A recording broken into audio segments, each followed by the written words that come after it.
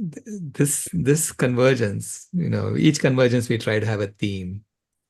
And this convergence, we wanted to call it Mission Possible. There is a planet B. And the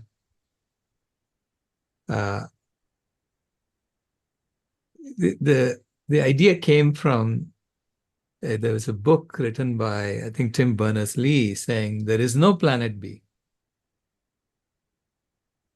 And it's a reference to the fact that we have to fix this planet. We cannot just imagine that we're going to go off to Mars and then start off and do it right over there. That we have to fix this planet. But, that theme says there is no planet B. And I'm saying, no, there is a planet B. The planet B is the planet that we have to imagine and work on. And Reverend Carol's opening was so perfect for this mission and what we are talking about now. Because normally, I was telling my team, I don't have to speak at every convergence. Let someone else speak, right? And they said, no, you have to speak. And when a grandmother says you have to speak, I speak. I do whatever I'm told. So, and they said, speak about planet B in 4 words.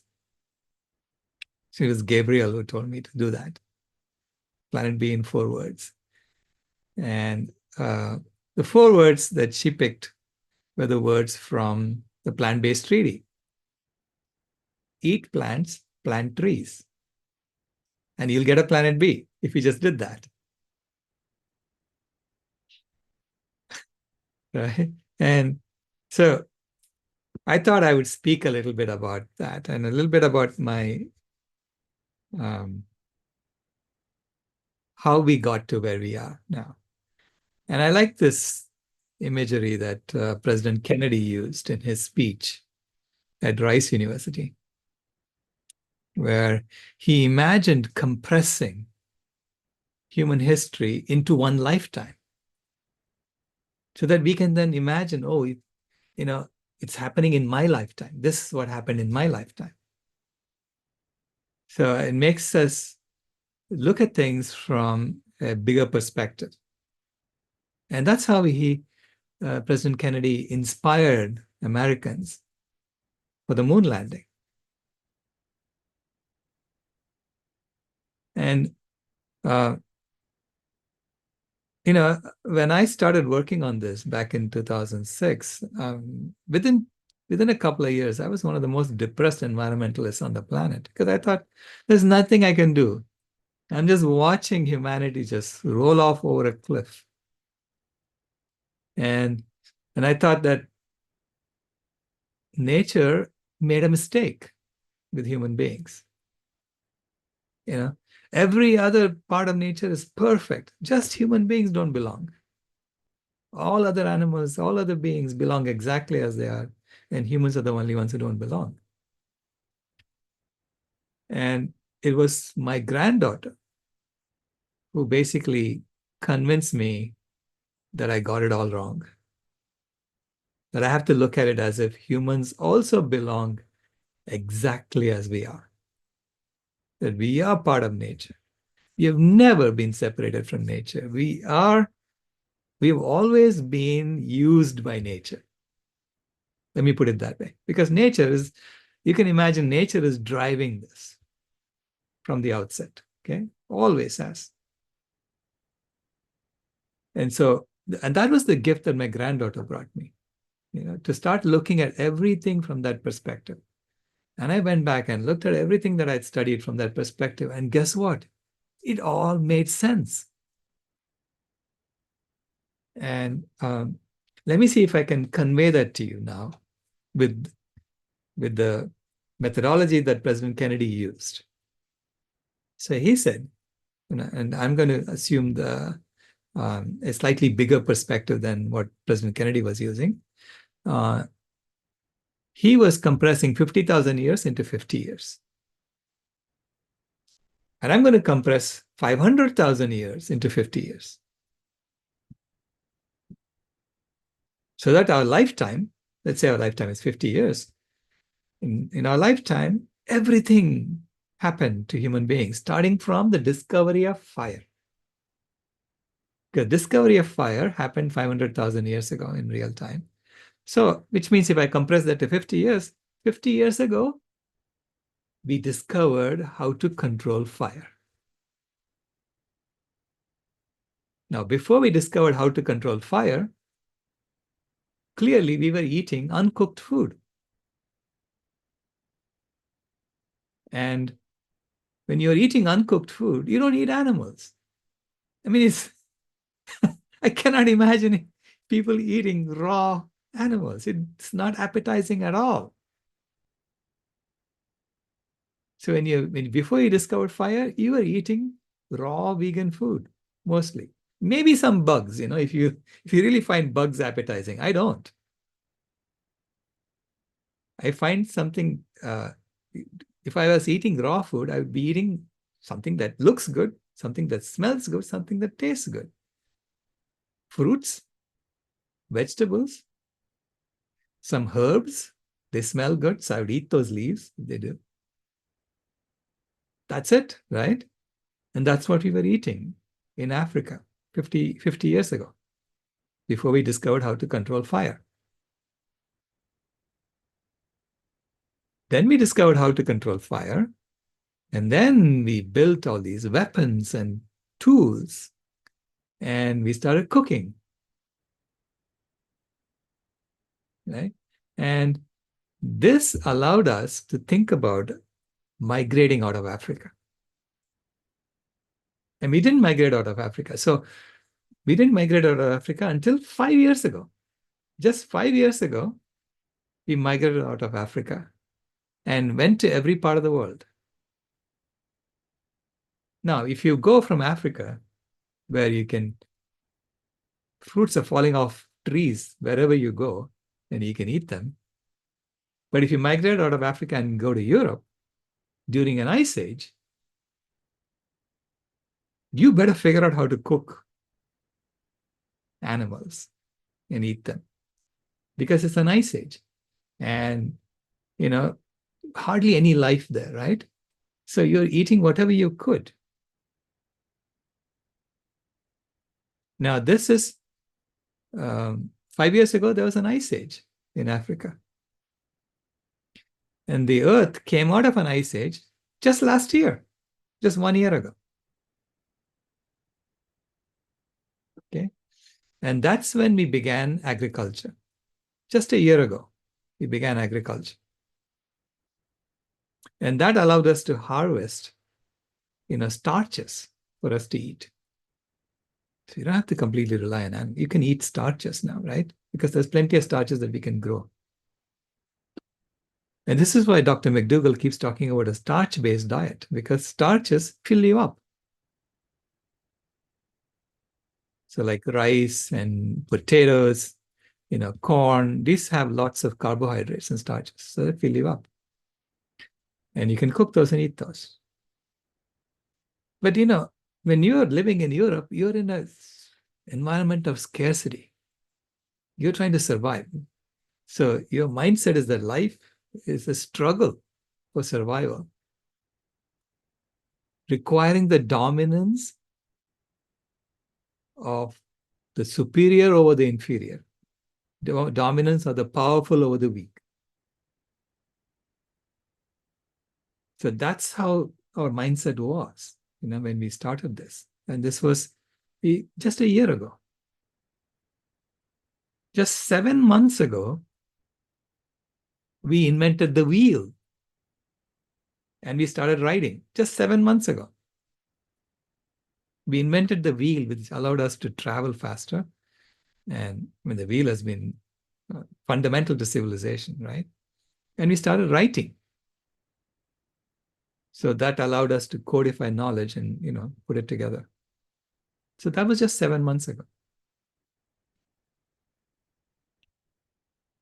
So if you think about that, the progress of humanity from 50 years ago, when we discovered how to control fire, to 7 months ago, That's when we really figured out how to build carts, how to move around. But by that time, we were already using animals. As soon as you started agriculture, you were trying to control nature. Because agriculture, most of our agriculture is monocultures. So you have to grow monocultures. And to grow monocultures, you have to prevent other things from coming in, because nature's natural tendency is for biodiversity. So nature will try to take any monoculture and replace it with the biodiversity. So we had to try and control nature. And to control nature, you have to prevent animals from coming in and eating your crops. So you have to put fences up. So everything that we are doing now started with agriculture and trying to control nature. So this is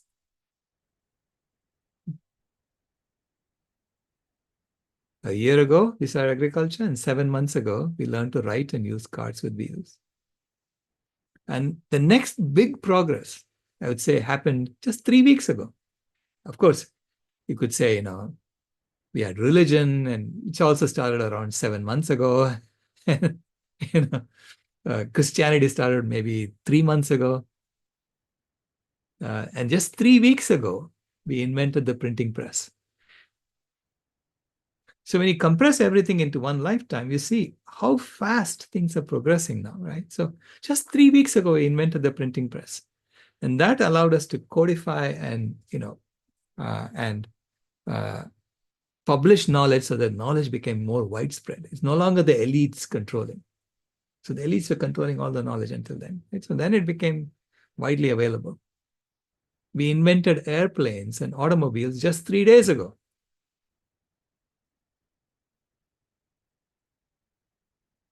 3 days ago, we were actually conducting World War I also, trying to kill each other. Okay? Just 2 days ago,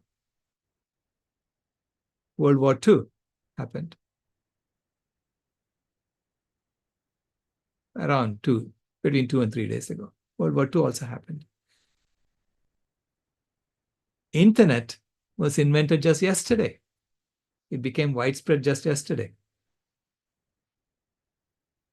And the internet basically opened up and showed us all the lying that was going on, right? So it opened us up to the real truth of what is going on. Of course, there's plenty of other lies also being spread on the internet. So the internet has now collected knowledge, human knowledge, and it's multiplying it exponentially. But it's not only, but there is a lot of fake stuff there too. So just today, we are deploying artificial intelligence. And artificial intelligence, the good use of artificial intelligence is to allow us to sift fact from fiction, so that we can mine the vast body of knowledge that we have and arrive at intelligent decisions. But the artificial intelligence can also be used to target people and to find, military is using it to say, okay, what's the most likely place that this Hamas leader is hiding? And he comes up with something. And then he said, go drop a 1,000-pound bomb over there. And he kill a whole bunch of young, children and women and children, because you're dropping bombs on some tent. Because that's what the AI told you. So it's also being used for horrible things. But it's also being used to find out, what is the best idea of, or what is closest to the truth of what's going on. Because once you really understand the truth, I am convinced that we'll all start doing the right things, right? We all try to do the right thing based on our own version of the truth, always. So now we are here. This is, and I say Planet B in 4 words: eat plants, plant trees. But another four words could be,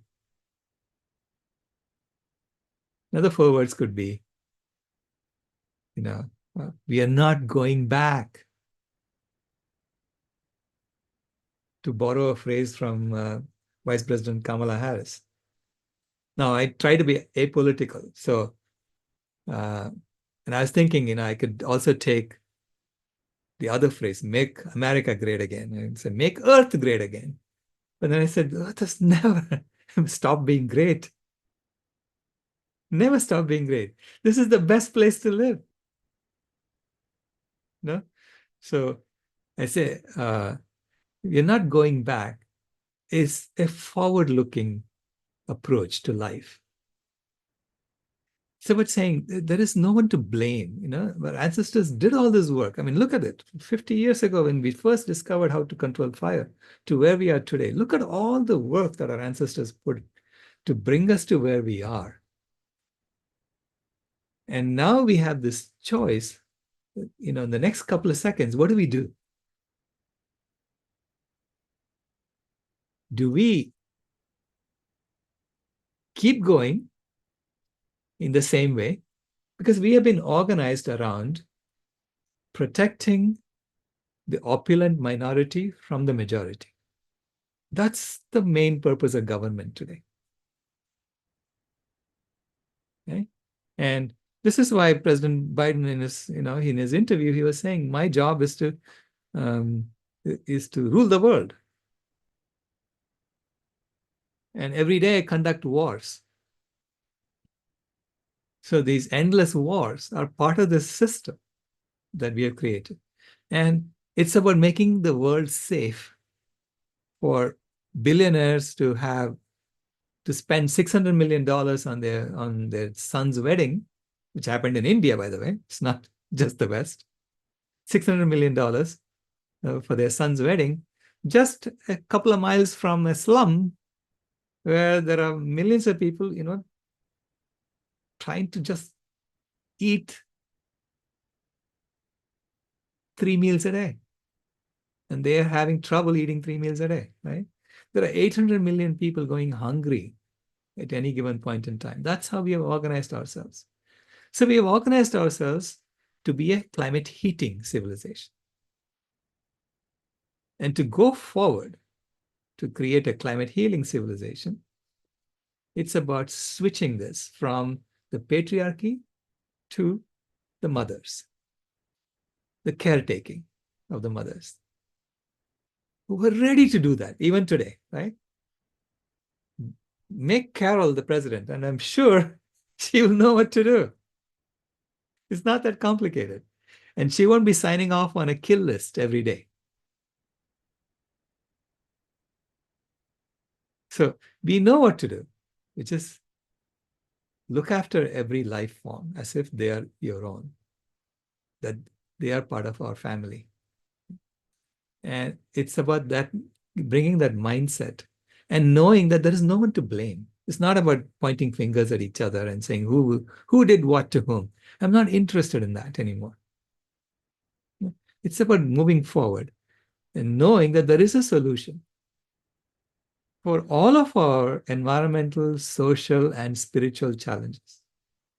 And that solution is veganism coupled with rewilding. And I say that's also 4 words. Veganism coupled with rewilding solves all of our problems. It gives us something to do because we have to rewild the planet. So people are going to say, well, if I don't raise animals, I don't have a job anymore. So how am I going to live? Say, yeah, come and rewild the planet. And the community will take care of you. Because what is wealth really? People complain that during the colonial era, the Europeans came and looted the whole world. Looted the whole world with what? I mean, what did they take back with them? They took back with them a whole bunch of pieces of paper with pictures of Queen Elizabeth or dead presidents on it. That's all they took back. It's all in our mind. In our mind, we think that that is worth something. And I say, it's just pieces of paper with pictures of dead presidents on it. They didn't take back anything. They actually ruined everything, right? They killed off the wildlife, they destroyed the forests, and they took back what? Maybe some gold, which you cannot eat, and some pieces of paper, right? And this is, so in our mind, we think they have wealth.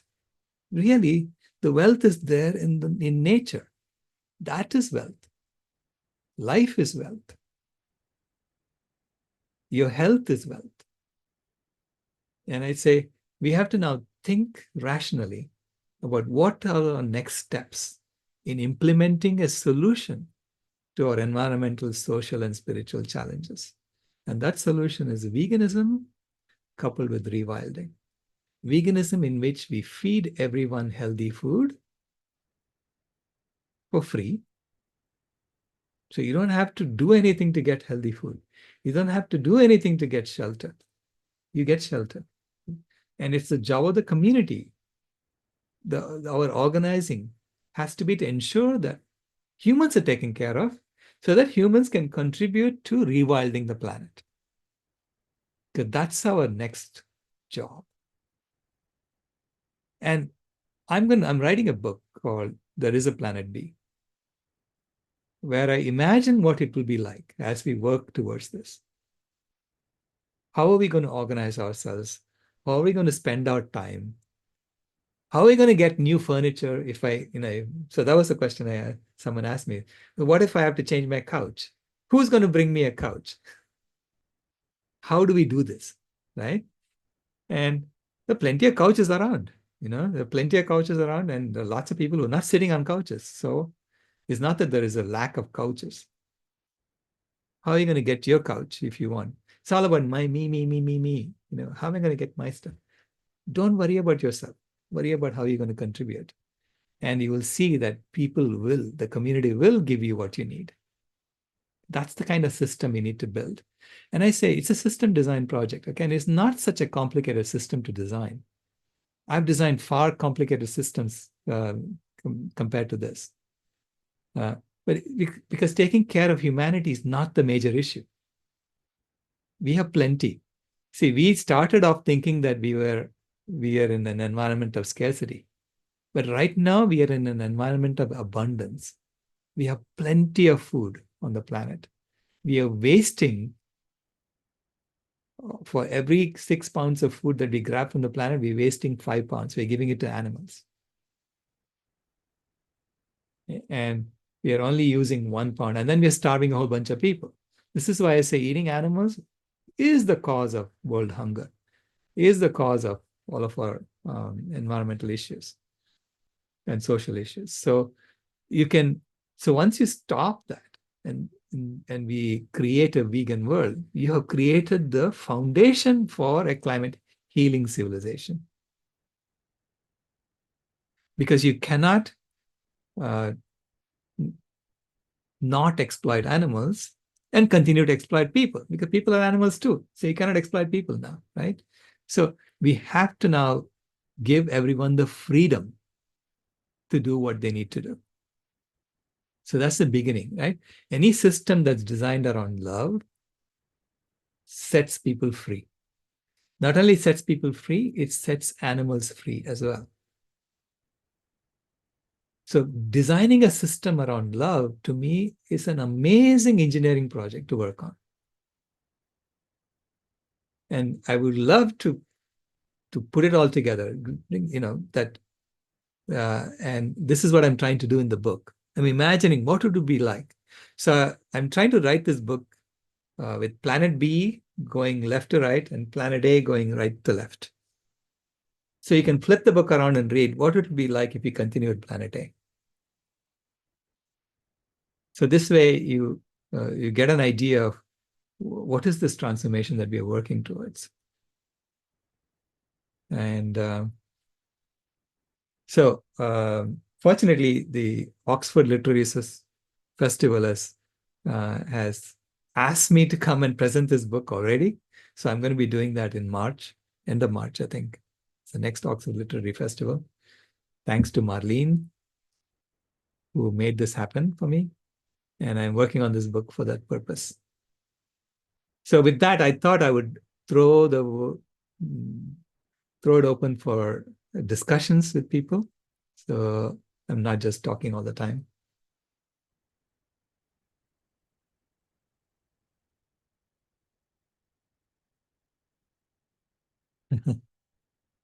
Yeah, Paige is asking me, will you please share the pinky promise? By the way, I'm happy to tell you that there's a Bollywood director who is interested in making the Pinky Promise book into a movie, into a Bollywood movie.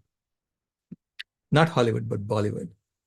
So we are working on it at the moment.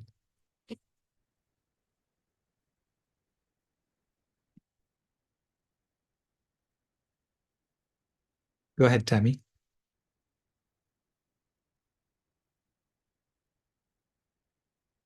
You're still muted. There we go. I was just able to just unmute. Thank you, everyone, for being here, creating a Planet B. And, you know, the one thing that's always present in your talks and in your, just in your presence and your work, Sailesh, is this ability to access this creative action. There's no shortage of creative action. And, you know, in the presentation that I'm going to do tomorrow, it's about, you know, what gets in the way of us working towards a Planet B. And it's not processing stuff and not finding the communities that we need to feel supported so that we don't get overwhelmed in the grief, and we move towards the right direction. So thank you for constantly accessing that creative action and, you know, really calling people in to say, you know, whatever it is that you want to share with people, it's the fuel. It's the fuel that lights us up so that it doesn't feel exhausting or overwhelming. It's just like, hey, you know, this is what I can do right now. This is what I can do right now. And you know, Julia Barnes said, you know, after she did the documentary Sea of Change, she said she just knew when she was feeling all of this heavy energy watching the seas die that she just had to do something. And that was her message, you know, from as a 17-year-old girl, she started doing a documentary. And right. So thank you for your creative action that's constantly springing forth and endless. Yeah. We are trying to create a campaign around just one more thing. Just one more thing. This is a line that Columbo used to use. You know, he was a detective in the 70s. There was a TV show called Columbo, and he would always say, "Just one more thing." And I say, "Just one more thing" is a campaign for progress, because every one of us can do just one more thing every day. Okay, to make the world better. So even those who are saying, "I'm already gone vegan," I say, you can do one more thing. You can always do one more thing. Maybe plant a tree today that you wasn't thinking of doing. You know, maybe go feed an animal today, feed the birds today, something like that. You can do one more thing in addition to what you were already doing. And this way, we never rest on our laurels and say we are done. Because to me, veganism is an infinite journey. It's not a destination. It's an infinite journey. You're constantly trying to minimize the suffering of the animals or people. Okay? And so from that perspective, you always find something more to do. So it's not just, you know, and I'm done, you know. So when you take that perspective and you work from that perspective, you realize that you can then use this to help others. Say, you can always do one more thing. Or you're still consuming dairy? Well, if you stop that, you know, for breakfast, stop dairy, you're doing one more thing. And then next day, stop it for lunch. So you keep doing one more thing, you will get there. All of us are trying to get to a vegan world.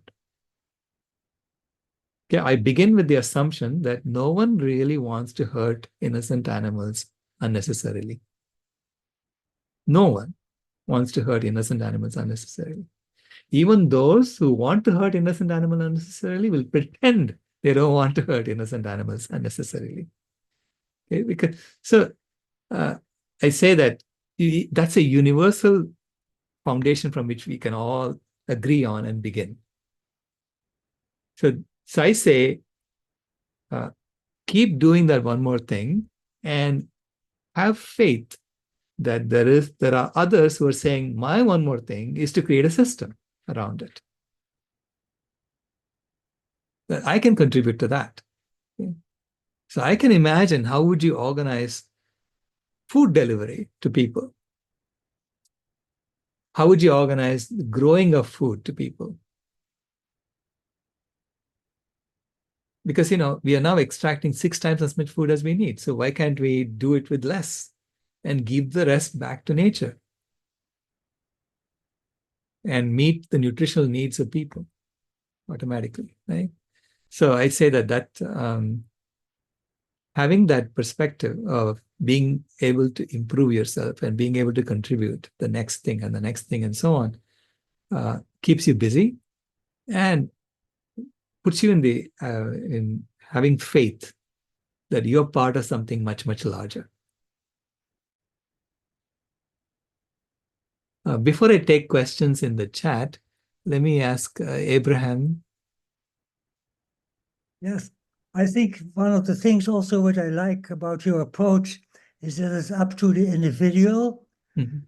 So it's not the government, but the individual who has the power to change and to make, and all of us in the whole world can do that.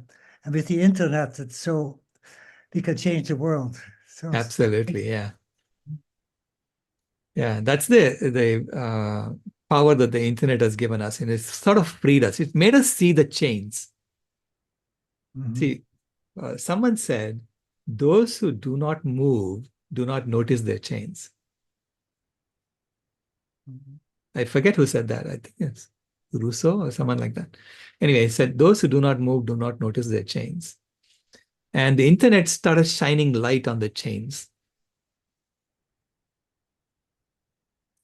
So you could say, hey, wait a minute, I had a chain here. And it was actually in my mind. And I said, now I can free myself from that chain. And so you're sort of freeing yourself from your chains. And then you're saying, how can I help others free themselves from their chains? And then realize the power that they had all along, which power got taken away, involuntarily from us. Maybe during education, maybe sometime during our childhood, we gave it away. But you now can get it back. You say, okay, now I can use my power to do this, my power to do that. And so it's empowering individuals and helping them see the divinity within themselves. and you can do it by every day just by to eating. Yes. Yes. That's simple. By what you eat. Yeah, what you eat is so important because what you eat also changes your mind. Yeah. When you eat healthy food, your mind gets clearer and clearer. Of course, you have to do your regular exercise and join a community and all the good stuff. The lifestyle medicine people got it right. They have the 6 pillars of lifestyle medicine, and I have my 8, which is the opposite of their 8 risky behaviors. The 8 healthy behaviors, right? Which covers the 6 pillars of lifestyle medicine also. And I say, it's empowering individuals, seeing that, helping them understand how much power you have when you start deploying it. I mean, uh, conspiracy has reached millions of people. And it was just an idea in Kip and Keegan's mind, right? When they started. And it's changed so many people. And I'm hoping that this Bollywood movie will change a lot more people. So we'll see.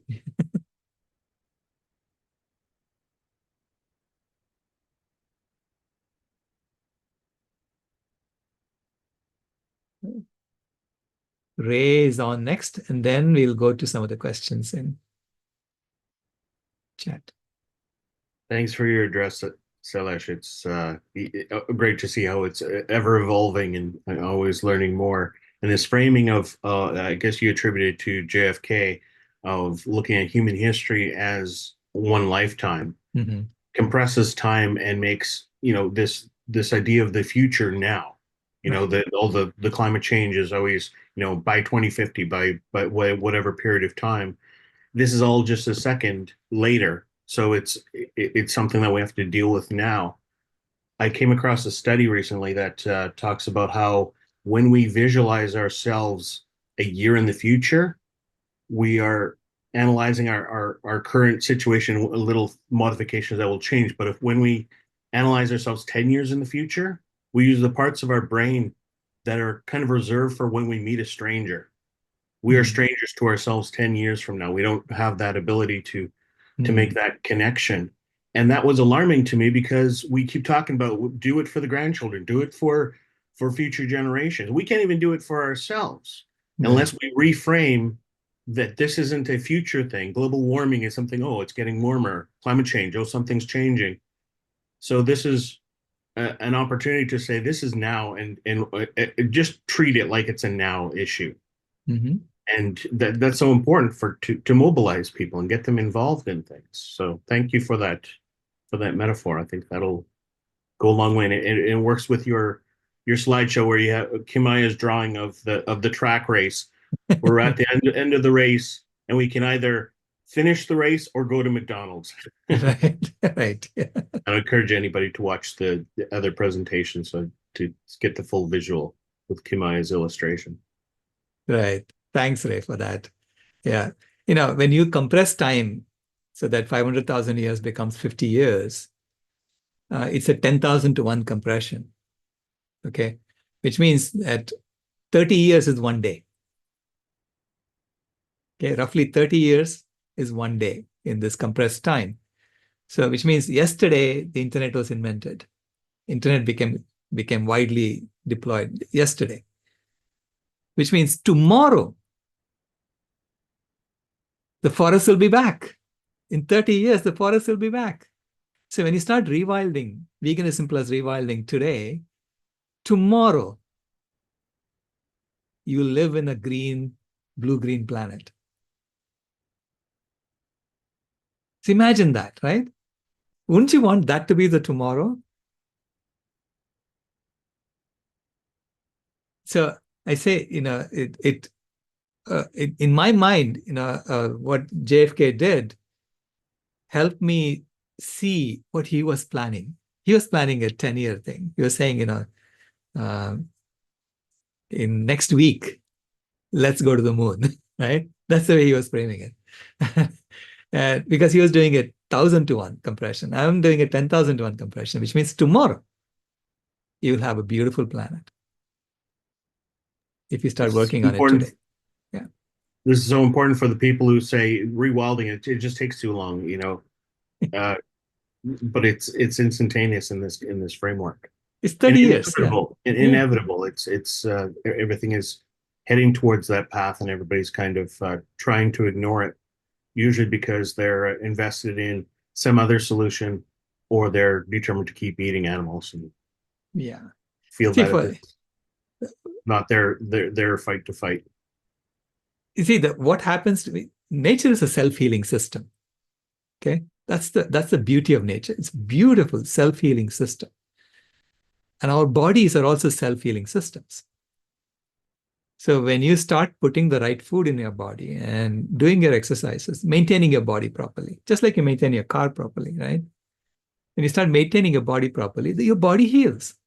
You don't need to put medicine into your body and all that, most of us don't have to do that. So your body heals. In the same way, the planet will heal when we start eating the right food and leaving most of the planet alone. So when we adopt veganism widely, we have the opportunity to give back 80% of the Earth's surface back to nature. They're saying we don't need it anymore. So you heal. For most places, nature will heal automatically. There are some places where we have messed it up so badly that we have to go intervene and help. Yeah? So maybe in landfills, right? You have to go intervene and help because you put a whole pile of garbage in one place. And that's not going to rewild. When you put so much fishing nets in the ocean, it's going to kill life. So you have to clean that up. So there's a lot of cleaning up work to be done. And the objective to give the earth back to nature as much as possible and let her heal. And I say it's only a 30-year project, okay, to bring back the wildlife. And then we'll be in a maintenance mode. Just like, I had to start eating right and then start exercising right. And now I'm in a maintenance mode, right? So I'm just maintaining my body. And I know when I feel tempted and I go eat something bad, I feel it right away. So my stomach says, what the heck is this? I wasn't expecting this. So anyway, we will get to a point where it becomes routine for us.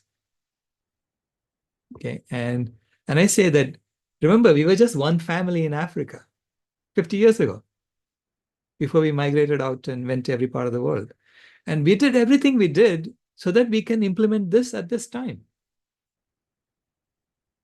So nature to me is the perfect system design in that sense. Okay? And because if we didn't do all this, maybe we wouldn't be able to implement it at this time.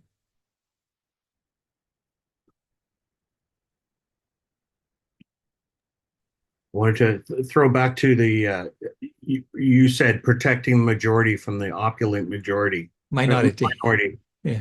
That's a great quote. Maybe you could elaborate on that a little bit more. Oh, yeah. That's actually not mine. That's from James Madison.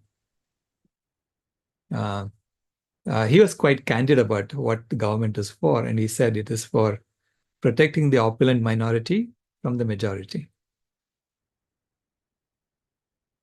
So, that's a very cynical way of looking at it, but that's basically what it has wound up being, right? There's an article in the New Matilda on the truth that I was reading by a psychology professor who was framing it this way.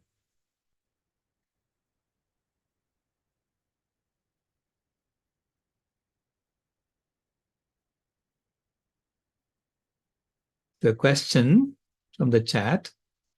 Okay, hold on a second.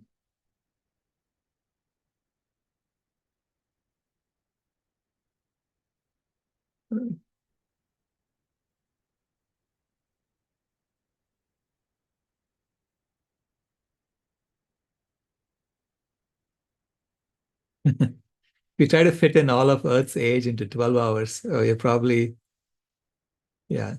minutes before midnight. Okay. So is universal basic income and vegan food the way to a world where humans are taken care of so they get on the job of rewilding the world? Yes. Basically, universal basic income says to every human being on the planet, you belong in the community and you will be taken care of. Your basic needs will be taken care of. So don't have to worry about that. See, in any engineering team that I've run for a successful engineering project, the engineers had to feel like they belong in the project. Okay, so they had to have their basic needs met. They shouldn't be worrying about, do I have a job? Because then they're constantly looking for the next job then, right?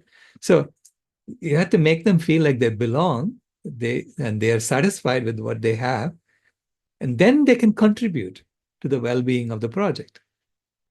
So in the same way, humans have to feel like they belong on Earth before they start rewilding the planet. So that's why the system has to change. System is a different system. See, the current system is based on fear. It's based on telling you, if you don't do this, if you don't go get an education and you don't do these things, you're going to starve to death. And that's what drives people to work today, right? And I say it's a fear-based motivation. And that's good for building weapons and things like that, for heating the planet. But it's not good for healing the planet. That's not going to work for healing the planet. to heal the planet, people have to feel like they belong. And when they belong, then they will be looking out for things outside of them.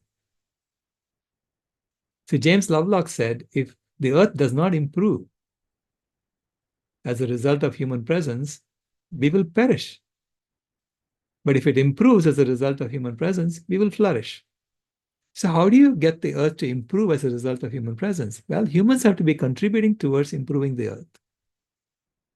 So that's an outward-looking objective, as opposed to an inward-looking objective saying, how much money can I get for myself?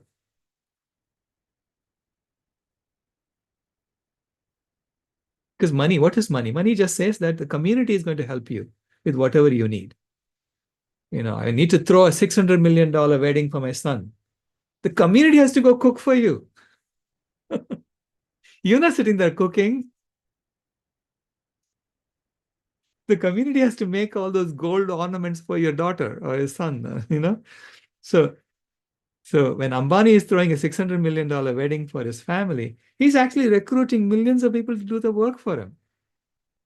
And he does that because if you don't do that work for Ambani or someone with wealth, you're going to starve to death. So it's a fear-based system. So when you create a love-based system, you say to everyone, you belong. And in every engineering project that I've run that was successful, it was a love-based system.